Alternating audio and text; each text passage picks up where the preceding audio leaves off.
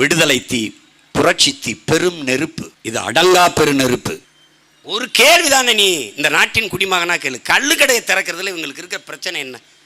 ஒரு பிரச்சனையை சொல்ல சொல்லு, நம்ம பேசாம விட்டுடலாம். கள்ளுக்கடையை திறந்தா 100 ரூபாய் குடிச்சிட்டு வீட்டுக்கு போயிடுவான். 500 ரூபாயில 400 ரூபாய் வீட்டுக்கு போயிடும். அதை எப்படி மொத்தமாக பறிக்கிறது, அதை பறிச்சு பொண்டாட்டி தாலி எப்படி அறுக்கிறது, அதில் இவர்கள் கவனம். இதெல்லாம் இதில் வருது, திராவிட மாடலில் சாதனையில் வருது, திராவிடியன் ஃபார்முலாவில் வருது, திராவிடியன் ஃபார்முலாவில் வருது. டேய், நீ இப்படி தாண்டா பார்க்கணும். இந்த நாட்டை எத்தனை தலைவர்கள் ஆண்டிருக்கிறார்கள், எத்தனை தலைவர்களின் வாரிசுகள் அடுத்து வாரிசுகள் வந்து இந்த நாட்டை ஆண்டிருக்கிறார்கள், அதிகாரத்தில் இருந்து ஆதிக்கத்தை செலுத்தி இருக்கிறார்கள். ஆனால் நாட்டின் பாதுகாப்பு, நம்ம பாதுகாப்பு வீரர் தம்பி சுரேஷ் பாபுலாம் வந்திருக்காங்க, இங்க இருக்காங்க நம்ம கூட.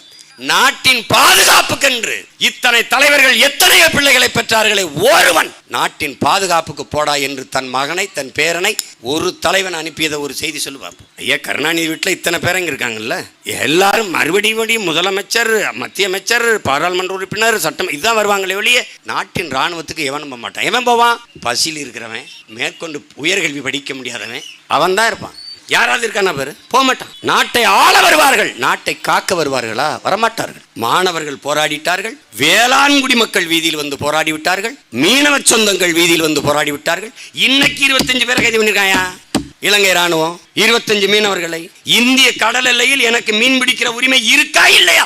இதை சொல்ல வேண்டிய பொறுப்பு இந்த 2 அரசுகளுக்கும் இருக்கா இல்லையா? இருக்கா இல்லையா?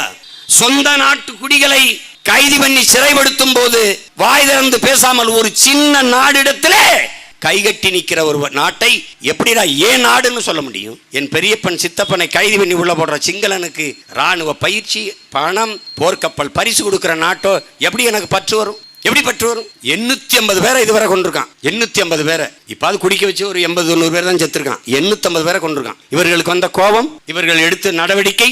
ஆனால் நீ ஆழ்ந்து கவனிக்க, என் உடன் பிறந்தவனே, ஒற்றை மகன் தமிழீழத்தில் ஆயுதத்தோட நிற்கிற போது ஒரு மீனவன் சுடப்படல. ஊர் எல்லையிலே ஐயனார் கருப்பணசாமி மாறி இந்த இனத்தை நின்னு காத்த பெரும் வீரன் நம் குலதெய்வம், நம்முடைய அண்ணன் பிரபாகரன் என்பதை நீங்க கவனத்தில் வச்சுக்கணும். இவன் பேசுவான் தீவிரவாதின்னு. காந்திக்கு பகத்சிங்கு சுபாஷ் சந்திர போஸும் கூட தான் தீவிரவாதி. காந்தி பார்வையில் பகத்சிங்கும் சுபாஷ் சந்திர போஸும் பயங்கரவாதிகள் தான். பகத்சிங்குக்கு தூக்கு வரும்போது காந்தி கடிதம் எழுதினார், என் மாநாட்டுக்கு முன்னாடி நிறைவேற்றிருங்கன்னு. எப்படிப்பட்ட ஆளுக பார்த்துக்க. கொடுமை நிகழ்ந்துருச்சு. அற்ப தேர்தலில் வென்றுட்டு நாங்க வென்றுட்டோம். இப்ப வெம்பாடு போடுவாங்க. ஒரு ஓட்டுக்கு 20,000 கொடுத்து எப்படி வென்றோம்னு நினைப்பாங்க. ஏன்?